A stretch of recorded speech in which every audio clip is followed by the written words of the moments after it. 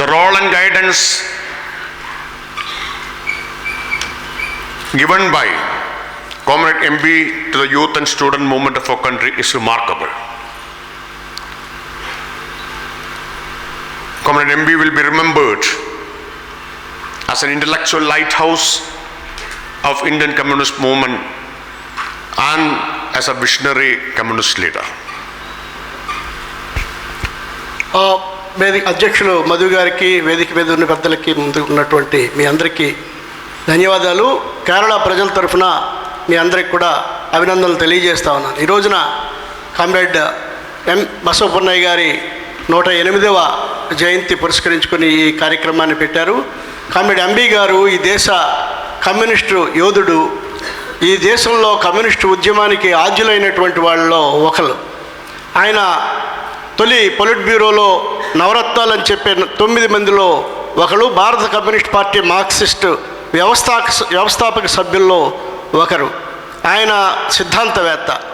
ఆయన భారతదేశ విప్లవానికి, అంటే భారత కమ్యూనిస్ట్ పార్టీ మార్క్సిస్ట్ 1964లో రూపొందించినటువంటి కార్యక్రమాన్ని రూపొందించినటువంటి వ్యక్తి. ఆ కార్యక్రమం భారతదేశ నిర్దిష్ట పరిస్థితులకి మార్క్సిజం లెనిజాన్ని అప్లై చేసినటువంటి కార్యక్రమం. అది ఒక సిద్ధాంతవేత్తగా ఆయన నిర్దిష్ట పరిస్థితులకి నిర్దిష్ట విశ్లేషణ చేసి మార్క్సిజాన్ని అప్లై చేయడం ద్వారా ఈ దేశ పరిస్థితులకి అనుగుణమైనటువంటి కార్యక్రమాన్ని రూపొందించడంలో ఆయన అగ్రభాగాన్ని ఉన్నాడు. అందుకే ఆయన భారతదేశ కమ్యూనిస్టు ఉద్యమానికి ఒక లైట్ హౌస్ లాంటి వాళ్ళుగా మనం అభివర్ణించుకుంటాం. కమ్యూనిస్టు ఉద్యమానికే కాదు, ఆయన ఇది దేశ విద్యార్థి ఉద్యమానికి కూడా గొప్ప సేవ చేసినటువంటి వ్యక్తి. ఆయన చాలా అనేక అంశాల్లో విద్యార్థి ఉద్యమాన్ని ముందుకు తీసుకుపోవడంలో గొప్ప కృషి చేసినటువంటి వ్యక్తి. అటువంటి బసవపున్నయ్య గారు ఈ భారతదేశంలో ఉండేటటువంటి సైద్ధాంతికవేత్త, మహా సైద్ధాంతికవేత్తగా చెప్పొచ్చు. It's a great honor for me to deliver this year's Comrade M. Basavapannaya Memorial Lecture. Comrade MB Memorial Trust has chosen the topic of Centre's attack on states' rights this year for MB Memorial Lecture. I congratulate Comrade MB Memorial Trust for choosing such an important topic for this year's Memorial Lecture. Center-state relations and federalism have always been a topic of intense debate. But in the current scenario, with the Narendra Modi-led BJP government at the center is in power, this topic has become all the more important. నాకు ఈ ఎం Basavapunnaiah memorial lecture ఇవ్వడానికి పిలిచినందుకు నేను ఒక గొప్ప గౌరవంగా భావిస్తున్నాను. ఈ సంవత్సరం మీరు ఈ మెమోరియల్ లెక్చర్కి ఎన్నుకున్నటువంటి అంశం కూడా చాలా ముఖ్యమైనది. మన రాష్ట్రాల హక్కులపై కేంద్రం దాడి అనే అంశం. ఎందుకంటే ఈ కేంద్ర రాష్ట్ర సంబంధాలు లేకపోతే ఫెడరలిజం అనే విషయం మీద చాలా కాలం నుండి చర్చ జరుగుతుంది. కానీ ఇప్పుడు మోడీ గవర్నమెంట్ వచ్చిన తర్వాత ఈ విషయం చాలా ప్రాముఖ్యత సంతరించుకుంది. Comrades, under the Modi regime, the states' rights and federal principles are under serious attack. This attack is taking place as part of an ideological design of the RSS-led government to redefine our secular democratic republic. This attack should not be viewed in isolation. All basic features of our constitution is under attack. Whether it is secularism, whether it is democracy, especially parliamentary form of democracy, whether it is federalism, all basic features are facing unprecedented threat under Modi government. Federalism has always been regarded as one of the basic features of our constitution. Supreme Court has repeatedly ruled that federalism is a basic feature of our constitution.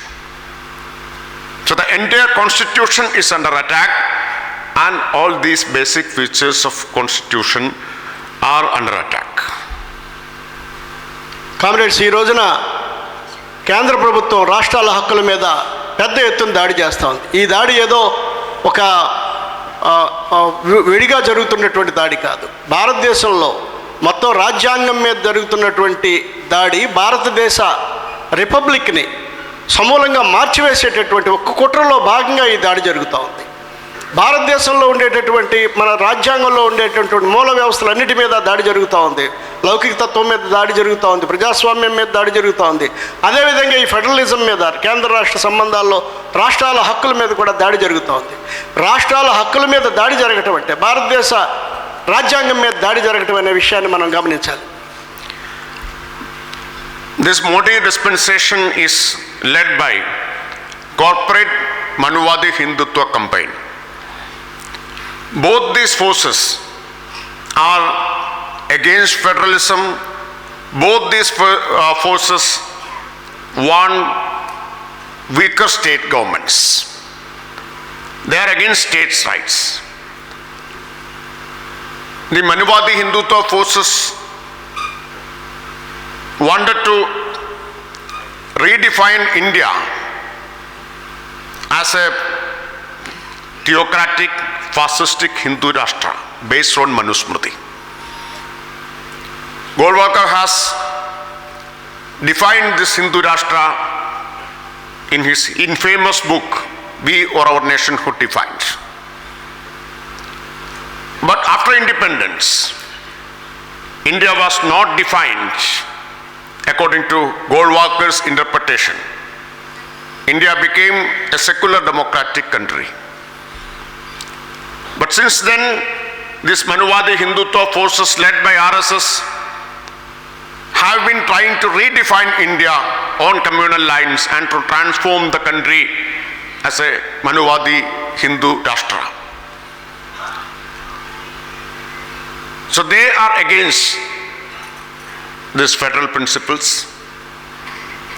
and corporate forces, corporate and big business in our country, because of their class interests, want a strong authoritarian central government and weaker states. So it is in this context we should understand that an attack is taking place against states' rights under this corporate Manuvadi Hindutva campaign. రాష్ట్రాల మీద ఇవాళ జరుగుతున్నటువంటి దాడి అనేది హిందుత్వ శక్తులు, RSS అధికార నాయకత్వంలో ఉండేటటువంటి బీజేపీ ప్రభుత్వం చేస్తున్నటువంటి ఒక దాడి. కారణం ఏంటంటే ఈ రోజున మనం పరిపాలిస్తున్నటువంటిది ఒక కార్పొరేట్ మనువాది ప్రభుత్వం పరిపాలిస్తూ ఉంది. ఆర్ఎస్ఎస్ బ్యాక్గ్రౌండ్ ఉన్నటువంటి ప్రభుత్వం పరిపాలిస్తూ ఉంది. వీళ్ళకి రాష్ట్రాల యొక్క హక్కులు, ముఖ్యంగా ఈ ఆర్ఎస్ఎస్ సిద్ధాంతం ఏదైతే ఉందో, మనువాది సిద్ధాంతం ఏదైతే ఉందో, రాష్ట్రాలు బలంగా ఉండడం వాటికి ఇష్టం లేదు. రాష్ట్రాల హక్కుల మీద దాడి చేయడం అనేది వాటి సిద్ధాంతంలో ఒక భాగం. ఇది భారతదేశం స్వతంత్రం సంపాదించిన తర్వాత నుండే ఈ రకమైనటువంటి మనువాద సిద్ధాంతం ఆధారంగా ఈ భారతదేశాన్ని మలచాలని అవి ప్రయత్నం చేశాయి. కానీ మన స్వతంత్రం వచ్చిన తర్వాత వాళ్ళు అనుకున్నట్లు జరగలేదు. భారతదేశం ఒక లౌకిక ప్రజాస్వామ్య రాజ్యాంగ వ్యవస్థను సంతరించుకునే లౌకిక ప్రజాస్వామ్య రాజ్యంగా ఇది మారింది. కాబట్టి ఆ రోజు నుండి కూడా దీన్ని మళ్ళీ తిరిగి రాయడానికి, వాళ్ళు అనుకున్నటువంటి ఈ మనువాద సిద్ధాంతానికి అనుగుణంగా దీన్ని తిరిగి రాయడానికి, మార్చడానికి, పునర్వ్యవస్థీకరించడానికి చాలా ప్రయత్నాలు చేస్తూనే ఉన్నారు. అది ఒకవైపు ఆర్ఎస్ఎస్ వాళ్ళు చేస్తున్నటువంటి ప్రయత్నం అయితే, ఇంకోవైపు కార్పొరేట్ శక్తులు ఈ భారతదేశాన్ని వాళ్ళ వర్గ ప్రయోజనాల రీత్యా, వాళ్ళ కేంద్రంలో అధికారం అంతా కేంద్రీకరించి ఉండడం అనేది వాళ్ళ వర్గ ప్రయోజనాల రీత్యా అవసరం. అందుకని వాళ్ళకి చాలా బలహీనమైనటువంటి రాష్ట్రాలు ఉండడం అనేది వాళ్ళ ప్రయోజనాల కోసం అవసరం. అందుకనే వాళ్ళు కూడా ఈ రాష్ట్రాల హక్కుల మీద దాడి చేస్తున్నారు. వెరసి ఈ రోజున పరిపాలిస్తున్నటువంటి కార్పొరేట్ మనువాద శక్తులు ఏవైతే ఉన్నాయో అవి మన దేశంలోని రాష్ట్రాలను బలహీనపరచడానికి, రాష్ట్రాల హక్కులను హరించడానికి ప్రయత్నం చేస్తున్నాయి. ఈ రోజున జరుగుతున్నటువంటి రాష్ట్రాల మీద జరుగుతున్నటువంటి దాడి అటువంటి ఒక కుట్రలో భాగంగా మనం పరిగణనలోకి తీసుకోవాల్సిన అవసరం ఉంది. Article 1 of our constitution says, India, that is Bharat, shall be a union of states. The main architect of our constitution, Dr. B.R. Ambedkar, has explained the essence of federalism. In the Constituent Assembly debates, Ambedkar said, I quote, that the constitution is a federal constitution. The union is not a league of states, nor is the states the agencies of the union. That is very important. Ambedkar says the union is not a league of states, nor is the states the agencies of the union. Both the union and the states are created by the constitution. Both derive their respective authority from the constitution.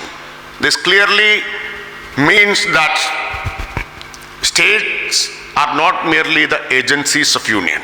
States have their own rights and authority derived from our constitution. What is happening today is that this constitutional rights and authority of states are being undermined systematically by the Modi government at the center. The spirit of federalism is being blatantly violated by Modi government. మన భారతదేశం రాజ్యాంగంలో మనం పేర్కొంది India that is the union of states అని మన రాజ్యాంగంలో పేర్కోవడం జరిగింది. అంటే భారతదేశం ఒక రాష్ట్రాల ఐక్య సంఘటన అని.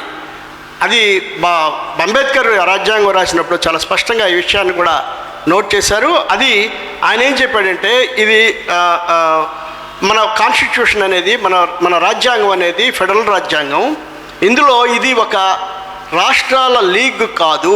భారతదేశం అనేది రాష్ట్రాల లీగ్ కాదు. అలాగే రాష్ట్రాలు కేంద్రం యొక్క ఏజెన్సీలు కూడా కాదు. కేంద్రము రాష్ట్రాలు కలిపి సమాన భాగస్వామ్యంతో ఈ మొత్తం భారతదేశాన్ని నడపాల్సినటువంటి అవసరం ఉందని ఆయన చాలా స్పష్టంగా చెప్పాడు. అంటే కేంద్రానికి రాష్ట్రానికి ఎవరి బాధ్యతలు వాళ్ళకి ఉన్నాయి. ఇది చాలా స్పష్టంగా ఆయన పేర్కొందంటే రాష్ట్రాలు అనేవి కేంద్రం యొక్క ఏజెన్సీలు కాదు అని చాలా స్పష్టంగా ఆయన పేర్కోవడం జరిగింది. India chose federal structure not merely for administrative convenience. It is the heart and soul of our republic. We chose federal structure out of necessity. Only a federal structure can truly accommodate and hold together the complex Indian reality of huge diversity and plurality. Comrades, India is home to thousands of languages, almost all major religions in the world, and different cultures.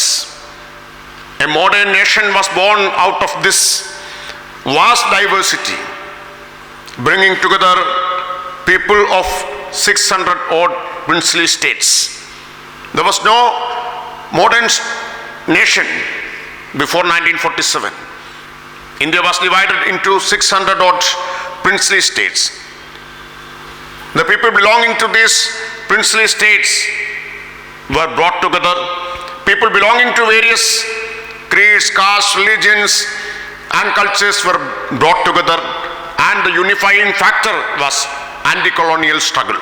So that unified the people of India, and that created a modern secular democratic republic.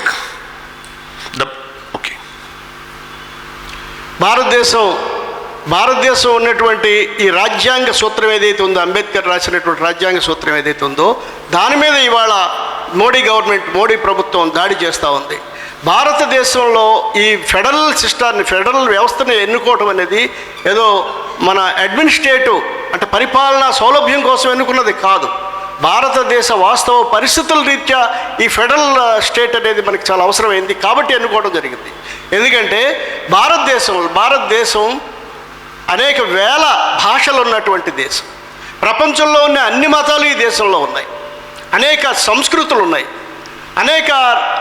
అనేక రకాలైనటువంటి ఈ అన్ని రకాల ప్రజల్ని ఏకం చేసేది అది ఒక అడ్మినిస్ట్రేటివ్ వ్యవస్థగా ఉండడం కోసం కాదు. వాటన్నిటిని ఏకం చేసే ఒక వ్యవస్థ ఫెడరల్ వ్యవస్థ ఉండాలి అని రాజ్యాంగంలో పేర్కొనడం జరిగింది.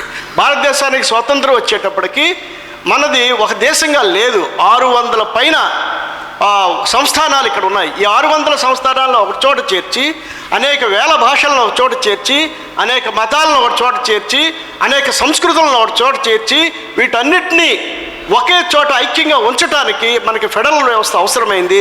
అందుకనే మన రాజ్యాంగం ఫెడరల్ రాజ్యాంగంగా మనం రూపొందించుకున్నాం. ఇప్పుడు ఆ ఫెడరల్ రాజ్యాంగం మీద దాడి జరుగుతూ ఉంది. Comrades, the idea of an inclusive India could not have survived. The idea of an inclusive India could not have been truly reflected and protected without a federal structure. So that is why India adopted a federal structure at the formation of our constitution, at the time of formation of our constitution. This federalism is not without limitations. CPIM has pointed out the limitation of our federalism. CPIM has pointed out that our federalism, our country, our republic is federal in the form and unitary in the character. So that limitation is there. But still, India adopted a federal structure to represent its diversity and plurality. భారతదేశం ఈ రోజున భారతదేశంలో అందరినీ inclusive దేశంగా, అంటే అందరి ప్రయోజనాలని కాపాడేటటువంటి దేశంగా ఉండాలంటే అది ఒక ఫెడరలిజం వల్లే సాధ్యమవుతుంది. కాబట్టి భారతదేశం ఫెడరల్ రాజ్యాంగంగా ఉంది. అలా ఉండాలి అంటే ఆ ఫెడరల్ రాజ్యాంగం మాత్రమే అందరి ప్రయోజనాలని రక్షించగలుగుతుంది. అయితే ఇవాళ భారతదేశంలో ఈ యూనిటరీ ఫెడరలిజంలో లోపాలు లేవని కాదు. భారత కమ్యూనిస్ట్ పార్టీ మార్క్సిస్టు తన అభిప్రాయం ఏంటంటే ఈ ఫెడరలిజంలో కూడా అనేక లోపాలు ఉన్నాయి. రూపంలో ఇది ఫెడరల్ వ్యవస్థ అంటే వికేంద్రీకరణ ఉంది, కానీ సారంలో మాత్రం దీంట్లో కేంద్రీకరణ ఉందని విమర్శిస్తున్నాం. ఈ విమర్శ ఉన్నప్పటికీ కూడా ఈ ఫెడరలిజం అనేది మన దేశాన్ని ఐక్యపరచడానికి, మన దేశాల్లో ఉండేటువంటి అనేక ఈ భిన్నత్వాన్ని ఏకం చేసేటటువంటి అంశంగా ఈ ఫెడరలిజం ఇప్పటికీ ఉంది అని మా భావన. With all these limitations, federal structure has prevailed in the country. ఈ లోపాలని ఉన్నప్పటికీ కూడా ఈ దేశంలో ఈ ఫెడరలిజం అనేది ఇప్పటికి కూడా నడుస్తూ ఉంది. Ever since Modi came to power, he has been indulging in sugar-coated talks of cooperative federalism. But in reality, it is not cooperative federalism, but it is combative federalism. The Modi government is systematically eroding states' rights, systematically taking away states' rights in mainly 3 spheres: political, legislative and fiscal. Modi ప్రభుత్వం వచ్చినప్పటి నుండి ఈ federal వ్యవస్థ మీద దాడి జరుగుతూ ఉంది. బయటికి మోడీ ప్రభుత్వం ఒక తేనె పూసినటువంటిది గుళికల్లాగా ఇది మనది కోఆపరేటివ్ ఫెడరలిజం అని చెప్తా ఉంది. కానీ వాస్తవానికి ఇది కోఆపరేటివ్ ఫెడరలిజం కాదు, కంబాటివ్ ఫెడరలిజం అంటే దాడి చేసేటటువంటి ఫెడరలిజంగా, ఆ ఫెడరలిజం మీద దాడి చేస్తున్నటువంటి విషయంగా ఉంది. మోడీ గవర్నమెంట్ ఈ ఫెడరలిజం మీద ప్రతినిత్యం దాడి చేస్తూ ఉంది. ఆ ఫెడరలిజాన్ని నాశనం చేయడానికి కావాల్సిన అన్ని ప్రయత్నాలు చేస్తూ ఉంది. Since 2014, the government at the center has been continuously misusing the office of governor to politically target and destabilize democratically elected state governments, especially those governments which are led by non-BJP parties. We have a number of experiences.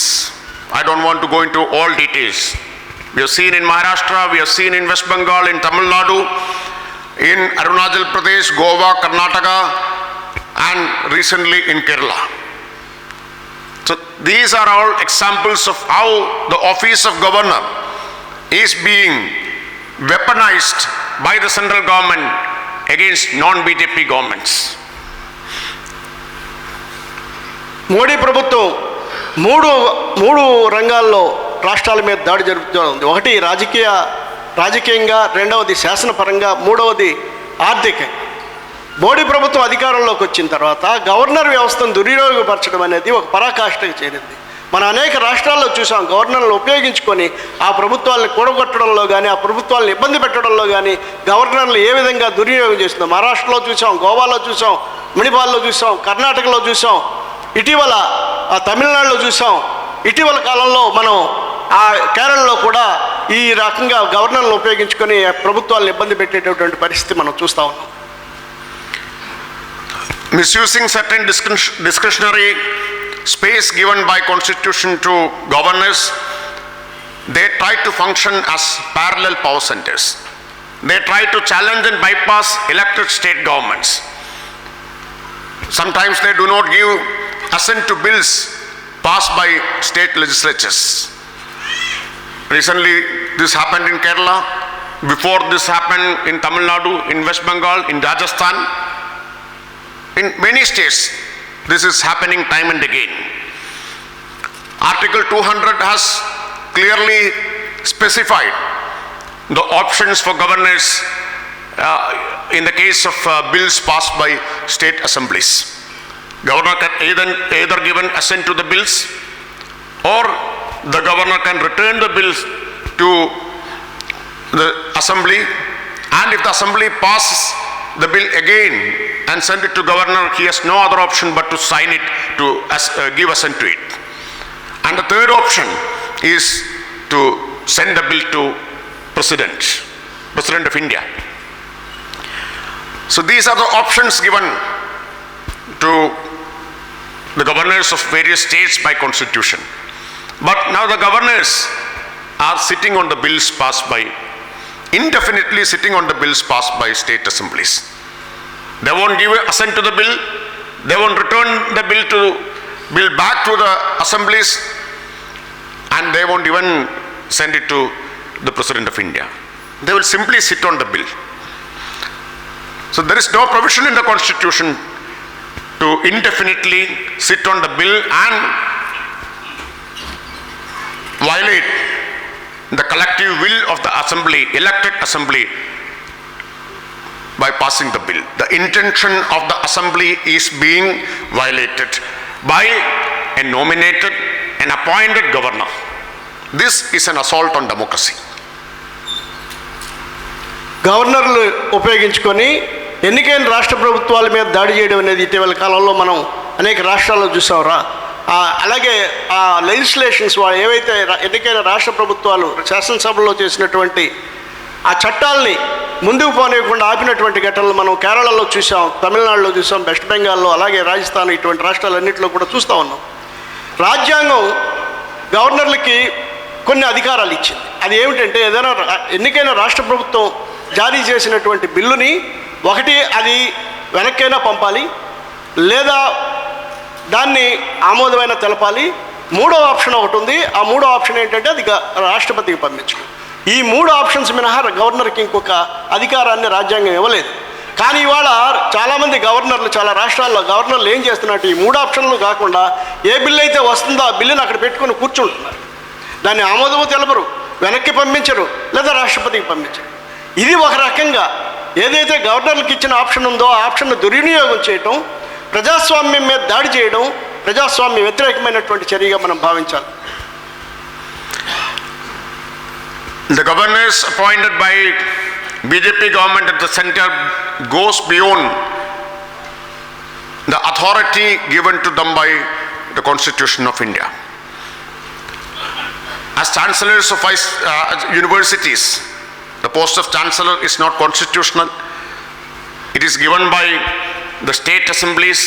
It is given by the statutes by which a university is set up. This post of chancellors is being misused by governors to politically target various state governments. And the extent to which they go beyond constitutional authority, the example is, the recent example is from Kerala.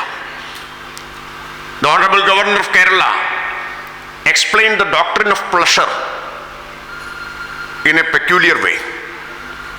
He said, he can even withdraw the pleasure extended to ministers in the cabinet, indicating that he will dismiss ministers. Against our finance minister, Comrade K.N. Balagopal, he said he is withdrawing his pleasure. In a democracy and under our constitutional scheme, the pleasure of the governor is not like the pleasure of a king in a monarchy, under a monarchy. The pleasure of the governor means the pleasure of the cabinet. Governor can only act on the advice of the chief minister and the cabinet. Ministers are being appointed by the governor on the advice of chief minister. The governor cannot independently dismiss any minister.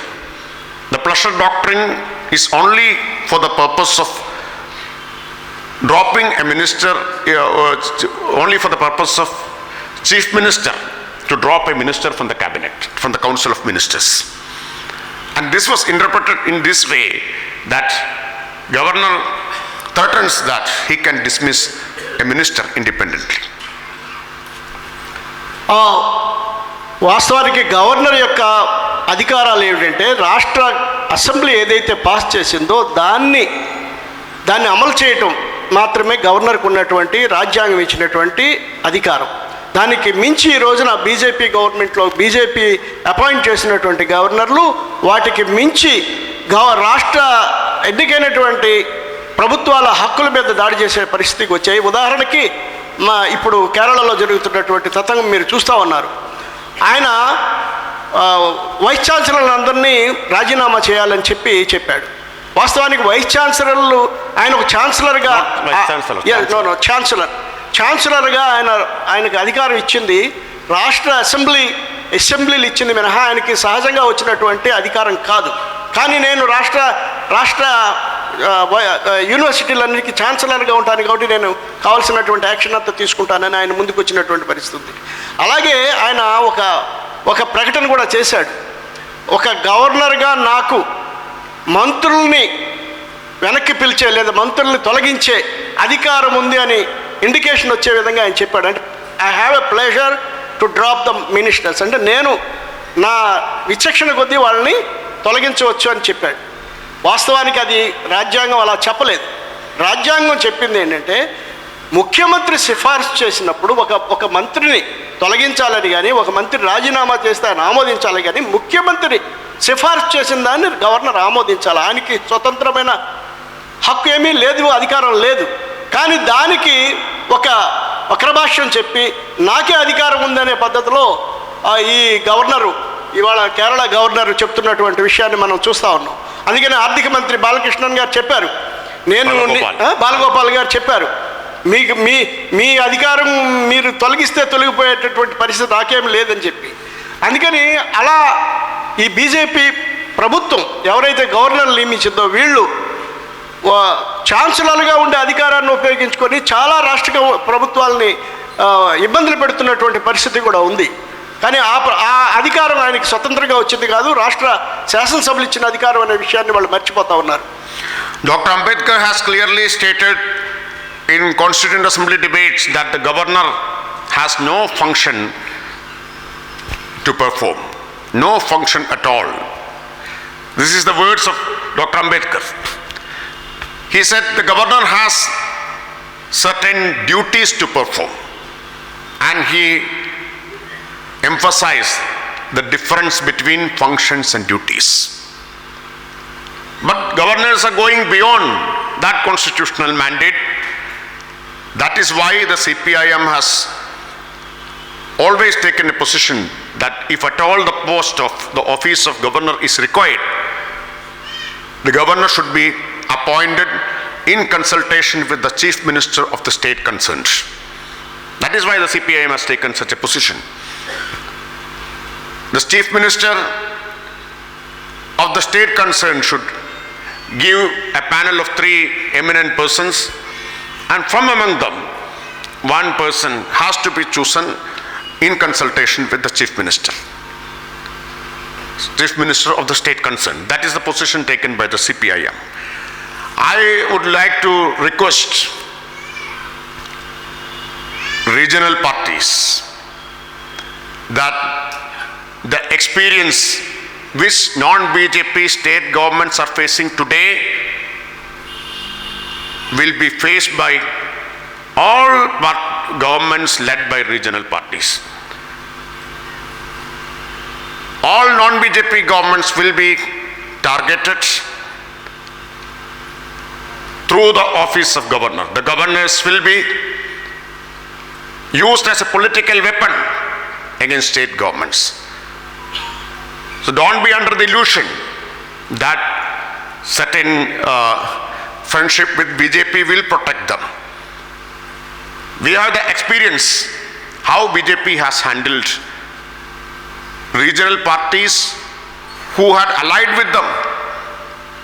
BJP had swallowed and destroyed, decimated all regional allies. What has happened to Akali Dal in Punjab? Why Akali Dal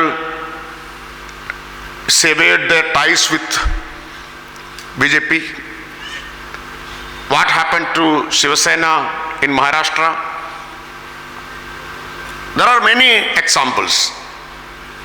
So, those parties who are under the illusion that BJP will protect them, they are terribly mistaken, and they will also face the same threat in future.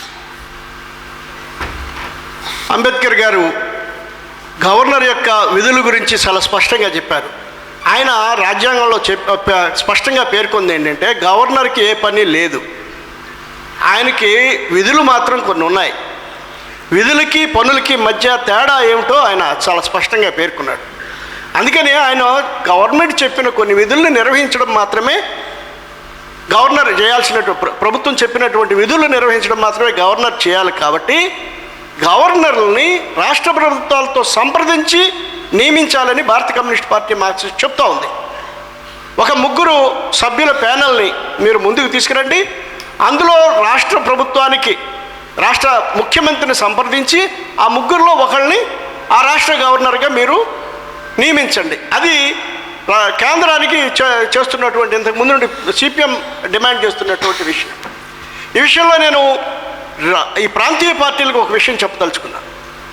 ప్రాంతీయ పార్టీలు ఎక్కడైతే అధికారంలో ఉన్నాయో ఆ ప్రాంతీయ పార్టీల మీద, అలాగే బీజేపీ ఏతర ప్రభుత్వాలు అధికారంలో ఉన్న చోట గవర్నర్ని రాజకీయ ఆయుధంగా ఉపయోగించుకొని వాటిని ఇబ్బందులు పెట్టి వాటిని దించేసేటటువంటి పరిస్థితులు, వాటి విచ్ఛిన్నం చేసేటటువంటి పరిస్థితులు మనకు కనిపిస్తూ ఉంది. కొన్ని అది మహారాష్ట్రలో మనం చూసాం.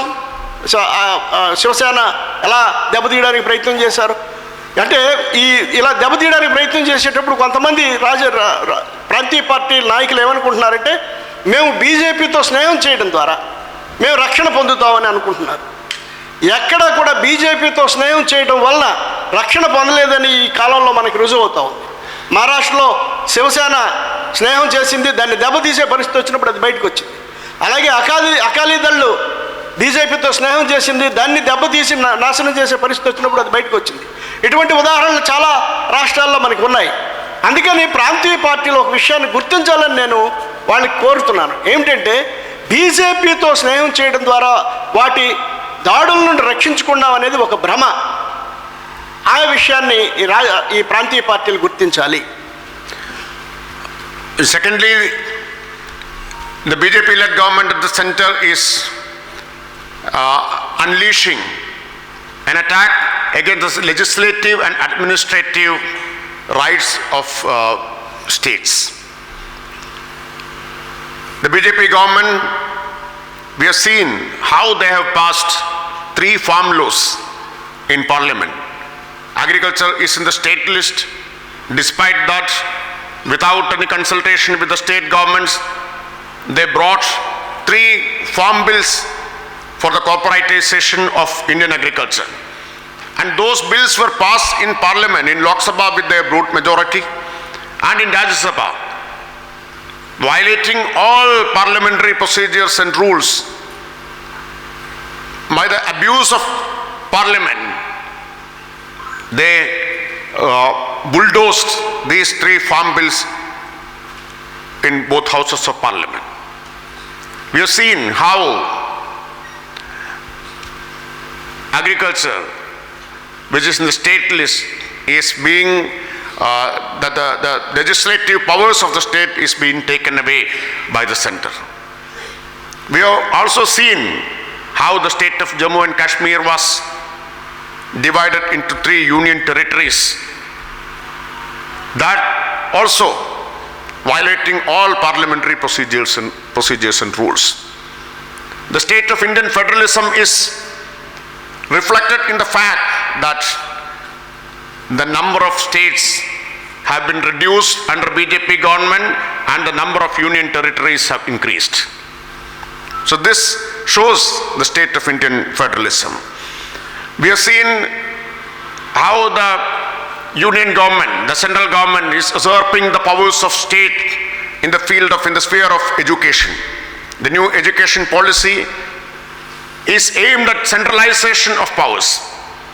Modi government is talking about one nation, one syllabus, completely undermining the vast diversity and plurality of our society. Education is in the concurrent list.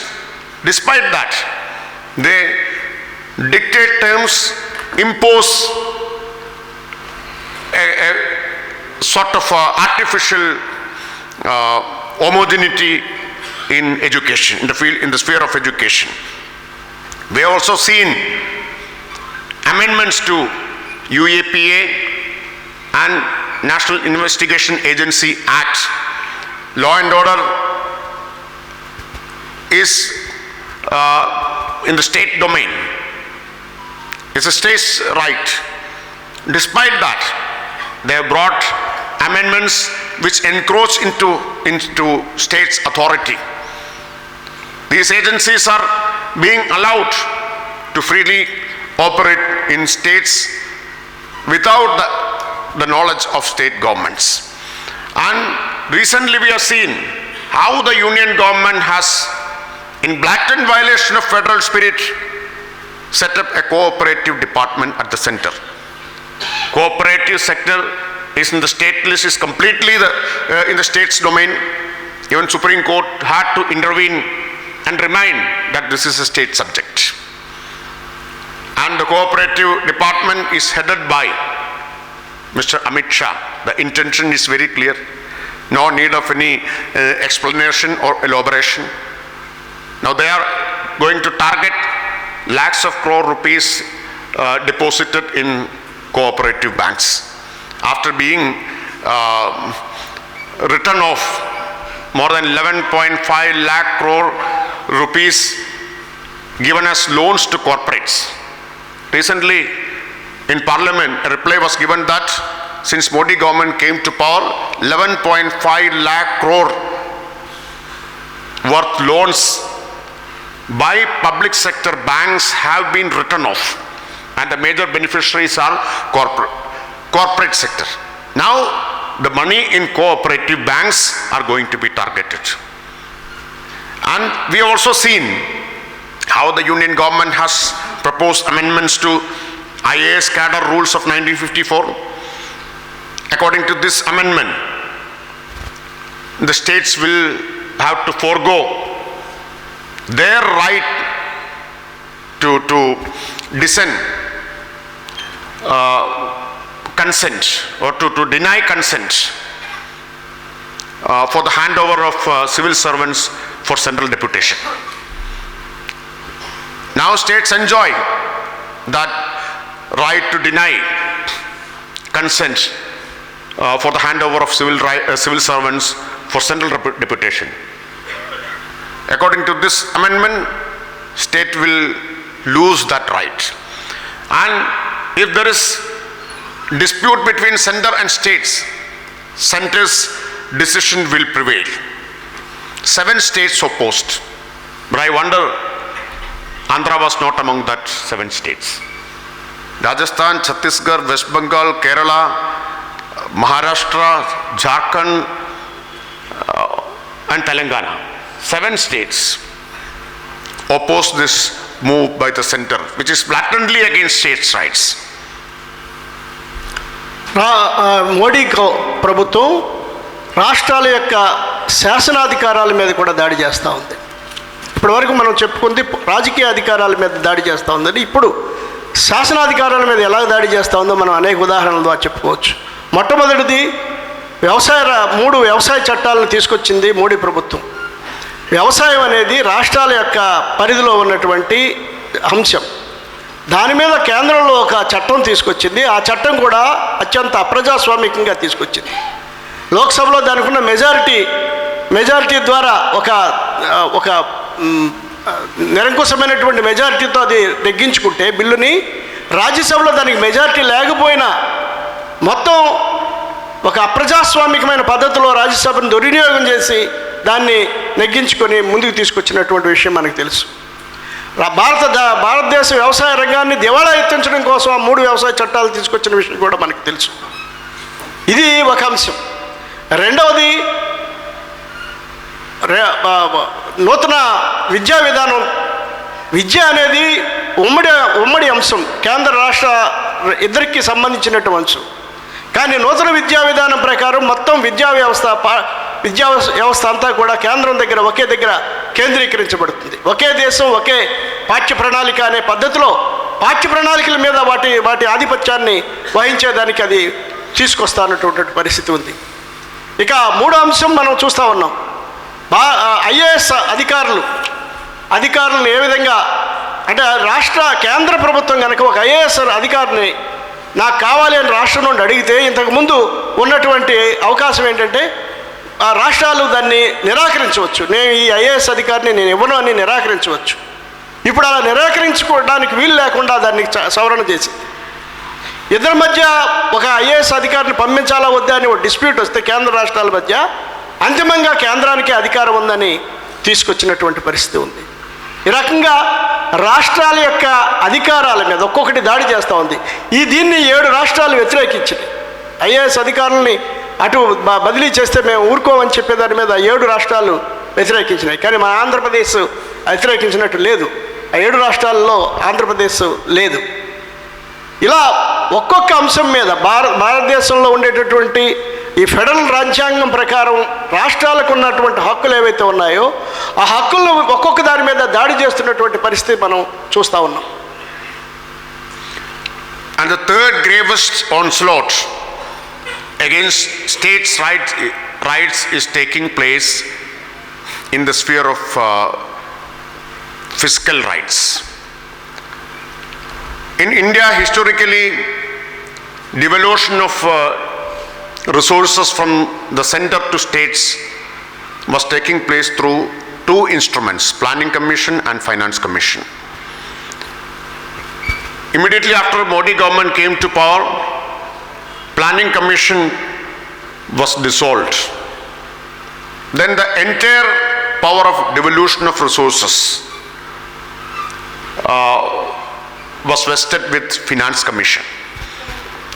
And the Finance Commission, which has an inherent bias towards union government, is also being now used as a political instrument against states. The Finance Commission's original scope is for devolution of 2 taxes, revenues from 2 taxes, income tax and union excise duties. But now the Finance Commission has enlarged its scope to all taxes. From 2 taxes, income tax and union excise duties, now they have enlarged their scope of devolution of revenue from all taxes. No, you speak. ఇక 3వ అంశం చాలా తీవ్రమైనటువంటి దాడి రాష్ట్రాల మీద జరుగుతుంది ఆర్థిక రంగంలో. కేంద్రం నుండి రాష్ట్రాలకి ఆర్థిక వనరులు 2 మార్గాల ద్వారా వస్తాయి. ఒకటి ప్రణాళిక సంఘం ద్వారా, రెండవది ఫైనాన్స్ కమిషన్ ద్వారా. బీజేపీ ప్రభుత్వం అధికారంలో రావడంతోనే ప్రణాళికా సంఘాన్ని రద్దు చేసింది. కాబట్టి ఇప్పుడు ఫైనాన్షియల్ రంగం నుండి ఫైనాన్స్ కమిషన్ నుండే రాష్ట్రాలకి వనరులు రావాల్సి ఉంది. ఇందులో కూడా రెండు రకాలుగా వస్తాయి. ఒకటి ఇన్కమ్ ట్యాక్స్ ద్వారాను, రెండోది యూనియన్ ఎక్సైజ్ డ్యూటీస్ ద్వారా కూడా వస్తాయి.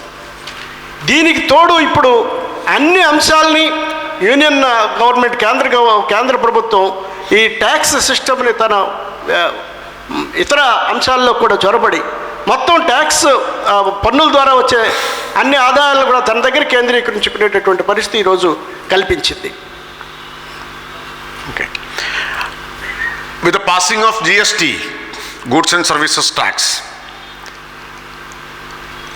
the central government has taken away all rights of state governments for revenue generation. Now the state governments are left with the right to tax only two commodities,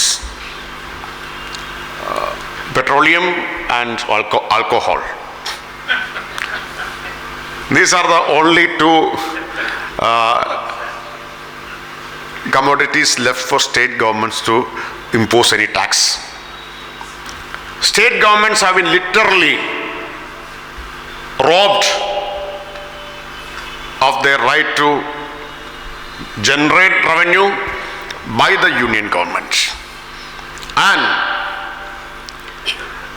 the state governments have been completely dependent on central government for resources. States' ability to finance expenditure from their own revenue came down drastically. In 1955-56, states financed 69% of their expenditure from their own revenue. In 2019-20, it has come down to just 38%. Now states are able to meet their expenditure from their own revenue only to the extent of 38%. Earlier it was 69%. Who pushed states to this state of affairs? The central government is responsible, especially the Modi government is responsible. I can tell you our experience in Kerala. When the GST was passed in 2017, I think you were in parliament at that time. Huh? We were together in parliament. He wasn't? I was not there. No, you was not there. Okay. Anyway, when GST was passed, the Modi government offered compensation for the loss of revenue to the states.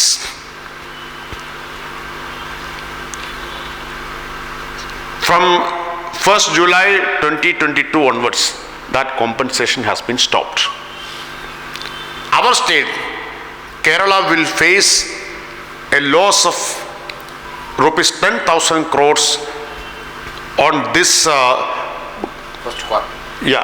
No, for the entire financial year.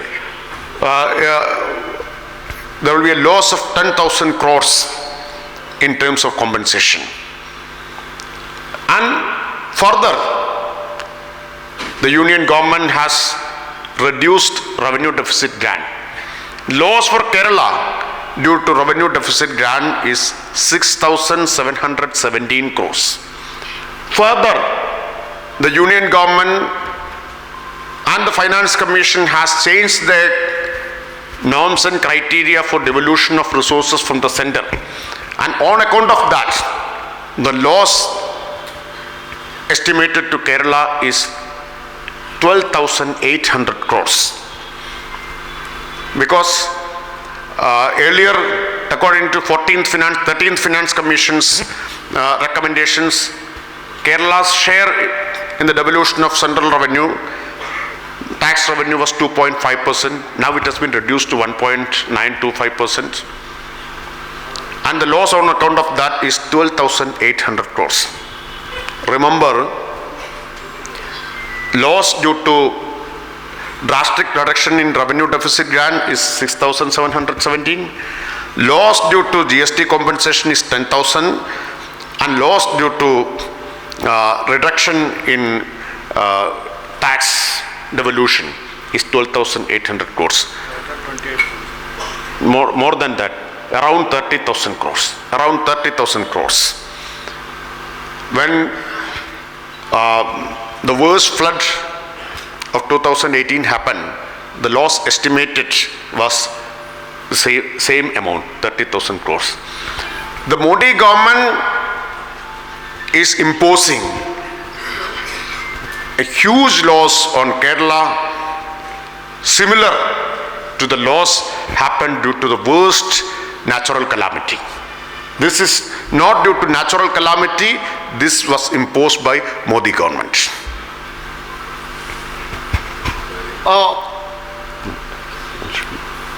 ఆర్థిక రంగంలో పైన tax అనేది ఇంతకుముందు రాష్ట్రాలు వసూలు చేసుకునేటటువంటి పన్నులు ఈ రోజున జిఎస్టీ రూపంలో మొత్తం కేంద్రమే వసూలు చేస్తూ ఉంది.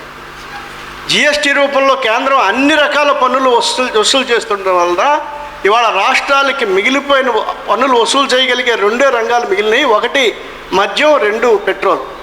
ఈ రెండు రంగాలు మినహా మిగతా ఏ అంశం మీద రాష్ట్రాలు పన్నులు వసూలు చేసుకునే అధికారం లేకుండా పోయింది.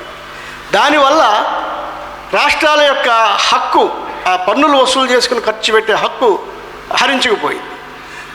దీనికి కాంపెన్సేషన్ ఇస్తామని చెప్పి మోడీ ప్రభుత్వం చెప్పింది. మీ దగ్గర మీ పన్నులన్నీ మేము వసూలు చేస్తున్నాం కాబట్టి మీరు కొంత లాస్ అవుతారు, మీరు ఏదైతే నష్టపోతున్నారో దానికి మేము పరిహారం ఇస్తామని చెప్పింది.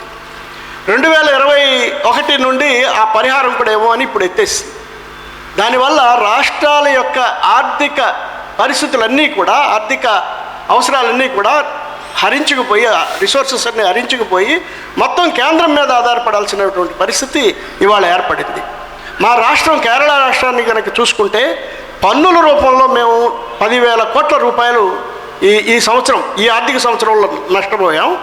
ఇంకొకటి రెవెన్యూ డెఫిసిట్ గ్రాంట్స్ రూపంలో మాకు 6,200 కోట్ల రూపాయలు రావాల్సింది, అది నష్టపోయాం. ఇది కాకుండా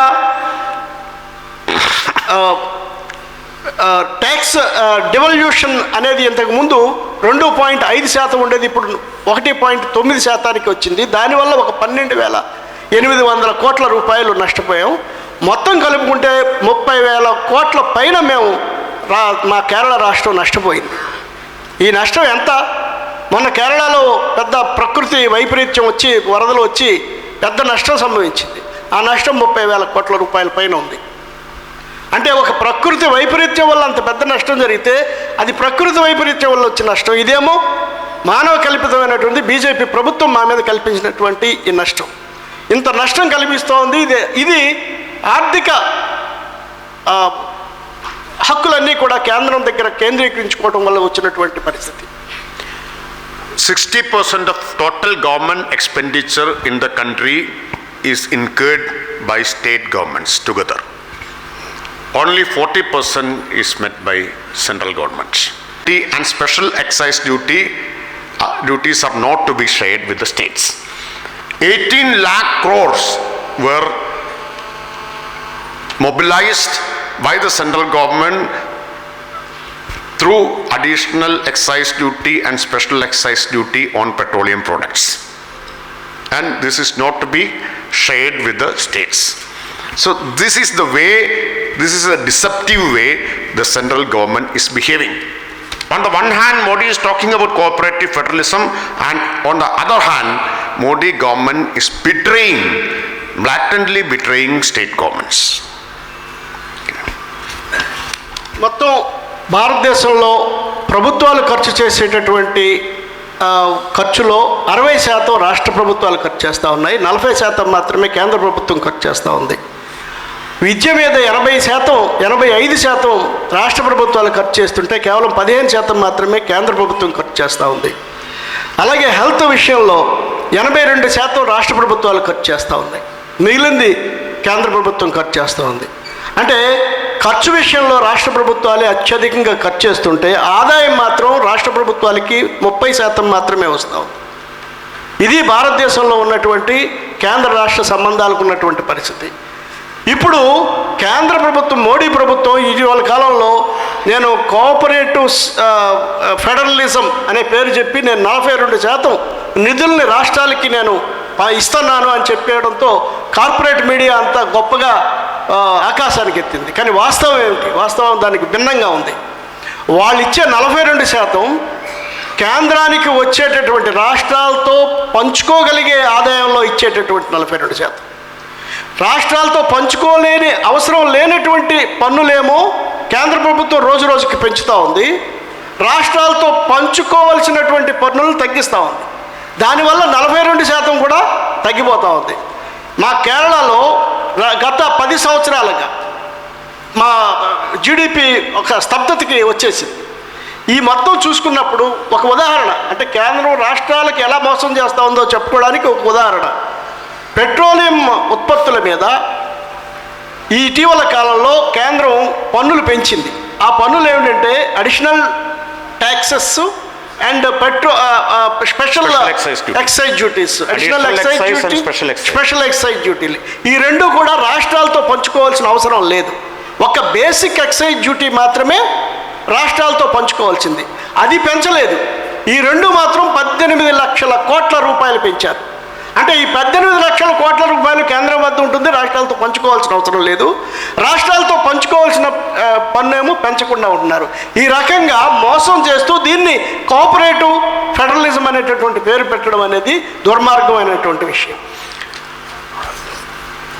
The share of non-divisible taxes in total tax revenue was 9.43% in 2012. In 2020, it has been increased to 15.7%, non-divisible taxes.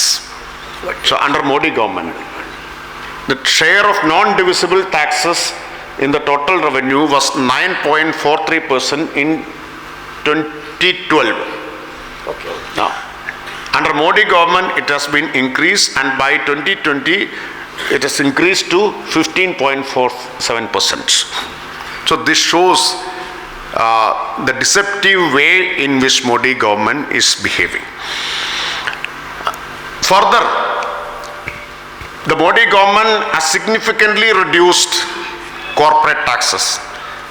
They are generously giving tax concessions to rich and big business. The corporate tax belongs to the divisible tax.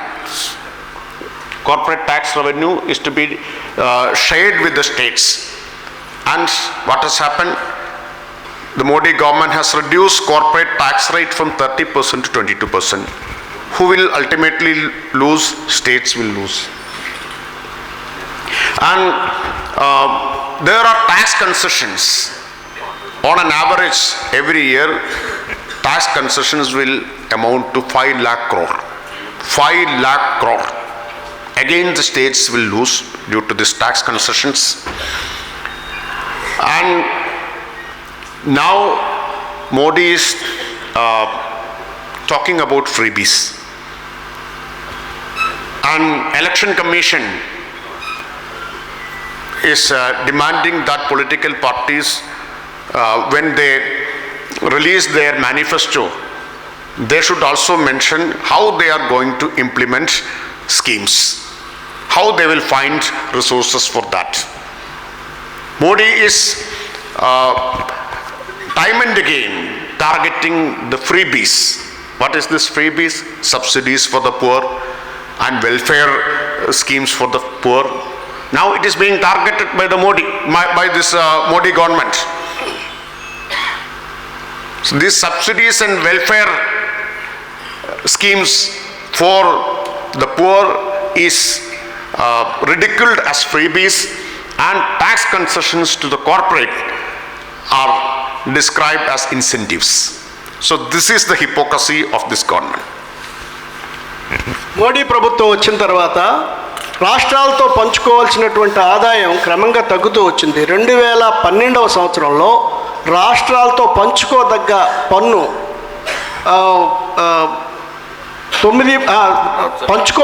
పంచాల్సిన అవసరం లేనటువంటి పన్ను శాతం 9.43% ఉండేది.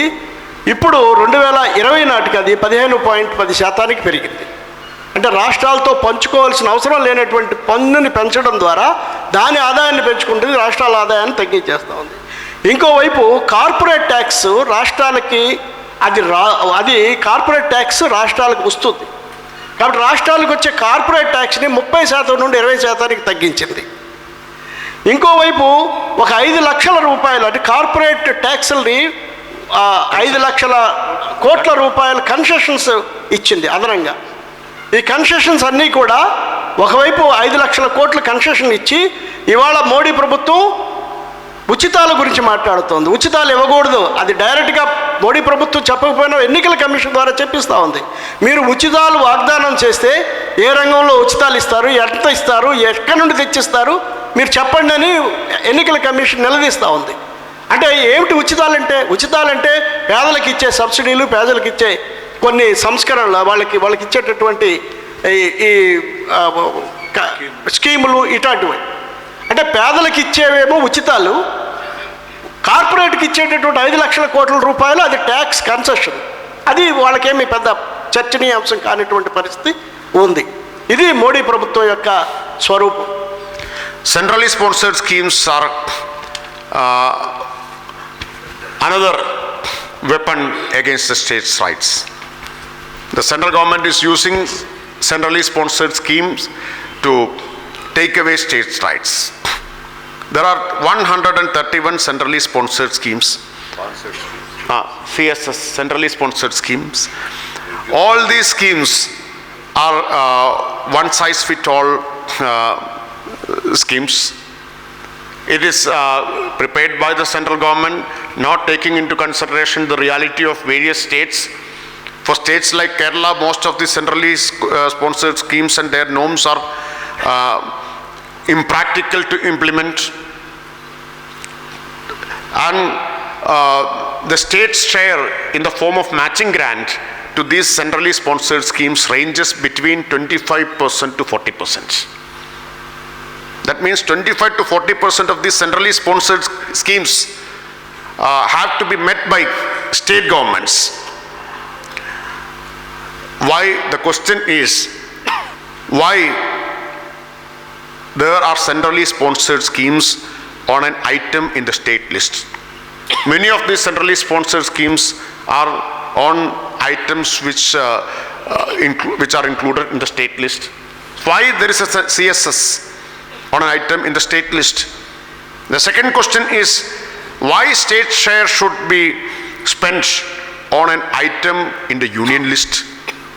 Why states are to be burdened with the responsibility of sharing expenditure on an item in the union list? ఇంకొకటి రాష్ట్రాల మీద చేస్తున్నటువంటి దాడి, ఇంకొకటి కేంద్రం స్పాన్సర్ చేసినటువంటి పథకాలు ఏవైతే ఉన్నాయో ఆ పథకాల ద్వారా కూడా ఇవాళ రాష్ట్రాల మీద దాడులు చేస్తూ ఉంది. రాష్ట్రాలు అనేక పథకాలు కేంద్రం స్పాన్సర్ చేసిన పథకాలు ఆయా రాష్ట్రాల్లో అమలుపరచడానికి వీల్లేనటువంటి పథకాలు కూడా ఉన్నాయి. కేరళలో చాలా పథకాలు కేంద్రం స్పాన్సర్ చేసినటువంటి పథకాలు అమలు చేయడానికి వీల్లేనటువంటి పరిస్థితి ఉంది. అయినా బలవంతంగా అమలు చేయాల్సినటువంటి పరిస్థితులు కల్పిస్తూ ఉంది. ఇంకోవైపు ఈ కేంద్రం చేసినటువంటి పథకాల్లో రాష్ట్రాల వాటా క్రమంగా పెంచుతూ వచ్చింది. 25% నుండి 40%కి పెంచింది.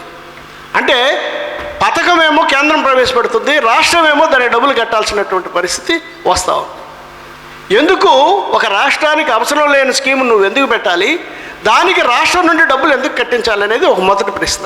ఇది రాష్ట్రానికి అవసరం లేనటువంటి విషయం. అంటే స్టేట్ లిస్టులో ఉండేటటువంటి రాష్ట్ర జాబితాలో ఉండేటటువంటి అంశాన్ని కేంద్రం వాళ్ళ స్పాన్సర్డ్ స్కీమ్గా పెట్టి రాష్ట్ర ప్రభుత్వాన్ని కట్టమనేటటువంటి పరిస్థితి ఎందుకు వస్తూ ఉందనేది రెండో ప్రశ్న. ఈ రెండు అంశాలు కూడా, అందుకని ఈ కేంద్ర స్పాన్సర్డ్ పథకాలు అనేవి కూడా రాష్ట్రాల హక్కుల మీద దాడి చేసేకు ఆయుధంగా బీజేపీ ప్రభుత్వం ఉపయోగించుకుంటా ఉంది. Comrades, I think I have already taken much time. Let me conclude now. This attack against states' rights is not accidental and it should not be viewed in isolation. As I said at the beginning, this is part of a grand design to redefine India and to transform India into a fascistic Hindu Rashtra based on Manusmriti. These Hindutva forces have always opposed the idea of an inclusive India. They never had a role in the process of this idea of an inclusive India was formed. That process is nothing but our freedom struggle. They were never part of that freedom struggle. So they were always against this idea of inclusive India. They never accepted the diversity. They wanted to transform India into a monolithic Hindu Rashtra. Hence, they were always against federal structure. Their ideologue and their Guruji, Madhav Sadasiv Golwalkar, has clearly stated that he is against federalism. Let me quote Golwalkar. He said, "We have to deeply bury for good all talks of a federal structure of our country's constitution." He wanted to deeply bury for good all talks of a federal structure of our country's constitution. Now, the Modi government has digging the grave of federalism. The Modi government is true to his guru's advice. They wanted to deeply bury federalism. Golwalkar wanted a strong center and weaker states. He said the federal structure would sow the seeds of disintegration of the nation and defeat. That was his approach. The federal structure will sow the seeds of disintegration of the nation and defeat.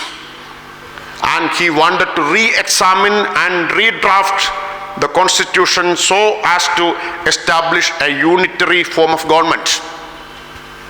So there was no ambiguity. It was very clear. He was completely opposed to the idea of federal structure, and he strongly advocated the idea of a unitary state. That is why Modi is saying one country, one uniform, one country,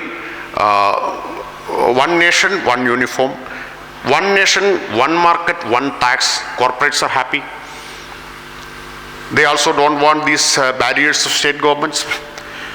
And one nation, one syllabus, one nation, one election, one nation, one language, one nation, one religion. That is the essence of RSS slogan, Hindi, Hindu, Hindustan. Hindi, Hindu, Hindustan is being reflected in all these slogans. Now, the slogan is one nation, one election. Soon, one more thing will be added. One nation, one election, one leader. Unitary form of government, presidential form of government. So, they are against states' rights by the very ideology of Hindutva. Hindutva cannot accommodate diversity, and Hindutva cannot tolerate. I mean, when I mention Hindutva, you should read as Manuvadi Hindutva. It's based on Manusmriti. This Manuvadi Hindutva cannot tolerate federal structure. They want to build a monolithic Hindu Rashtra. Only an authoritarian state can transform India into a Hindu Rashtra. An authoritarian police state is required to transform the secular democratic republic into a fascistic Hindu Rashtra. So we must keep in mind that these attacks are not isolated. This is part of their grand ideological design. So we have to fight these designs. It is not merely the responsibility of the left. Left has always championed the cause of federalism. But now it is the responsibility of all democratic and secular forces in our country to defend our constitution and defend the basic structure of our constitution, and federalism is one of the basic structure. Without federalism, India cannot survive as a nation. So this is the most patriotic task of today. The defense of federalism, the defense of secularism, defense of parliamentary form of democracy is the most important and patriotic task today. So in memory of Comrade Basavapannaya, we have to strengthen our struggle to defend secular, democratic and federal India. With these words, I conclude. Thank you very much. చివరిగా మనకు అక్కడ నుండి వచ్చినటువంటి వారసత్వం, ఆ వారసత్వంలో పాల్గొనని వాళ్ళు ఇవాళ భారతదేశాన్ని పరిపాలిస్తున్నారు. ఈ హిందుత్వ శక్తులు ఎవరు కూడా స్వాతంత్ర పోరాటంలో పాల్గొనలేదు. వాళ్ళు ఈ రోజున భారతదేశాన్ని మొత్తంగా ఫెడరల్ రాజ్యాంగాన్ని నాశనం చేయడానికి ప్రయత్నం చేస్తున్నారు. దీన్ని మనం అనుమతించాము అంటే భారతదేశంగా ఒక సెక్యులర్ డెమోక్రటిక్ కంట్రీగా, లౌకిక ప్రజాస్వామ్య ఫెడరల్ రాజ్యాంగంగా ఉంచడానికి వీల్లేనటువంటి పరిస్థితి మనకు కల్పిస్తున్నట్టు లెక్క. అందుకని ఈ రోజున ఇదేదో ఒక వామపక్షాల యొక్క ఒక నినాదం కాదు. ఇది వామపక్షాలు ఎప్పటి నుండో ఈ విషయాన్ని చెప్తూ ఉన్నాయి. వామపక్షాల కార్యక్రమాలు ఎప్పుడో ఉంది. కానీ ఈ రోజున మొత్తం ప్రజాస్వామిక శక్తులన్నీ కూడా, ప్రజాతంత్ర శక్తులన్నీ కూడా, వామపక్షాలు, లౌకిక శక్తులు, ప్రజాతంత్ర శక్తులు అందరూ ఏకమై ఈ రోజున ఈ మోడీ ప్రభుత్వం చేస్తున్నటువంటి కుట్రలను ఎదిరించి వాటిని ఓడించాల్సినటువంటి అవసరం ఉంది. ఈ రోజున మన ముందున్నటువంటి అత్యంత దేశభక్తియుత కార్యక్రమం ఏమిటి అంటే మన ఫెడరలిజాన్ని రక్షించుకోవటమే. మనందరి వామపక్ష, ప్రజాతంత్ర, లౌకిక శక్తులు అందరి ముందు ఉన్నటువంటిది ఈ ఫెడరలిజాన్ని రక్షించుకోవటం అనేది. లేకపోతే ఫెడరలిస్ట్ దేశంగా ఉండకపోతే ఈ భారతదేశం ఒక ఫ్యాసిస్ట్ దేశంగా, ఫ్యాసిస్టిక్ దేశంగా, మనువాద హిందుత్వ దేశంగా మారిపోయే ప్రమాదం ఉంది. ఈ ప్రమాదం నుండి రక్షించుకోవటం అనేది మనం చేయాలి. బసవపన్నయ్య గారి 185వ జయంతి సందర్భంగా ఆయన ఇచ్చిన స్ఫూర్తితో ప్రతిజ్ఞ మనందరం తీసుకోవాలని కోరుతూ మీ అందరికీ అభినందనలు తెలియజేస్తున్నాను.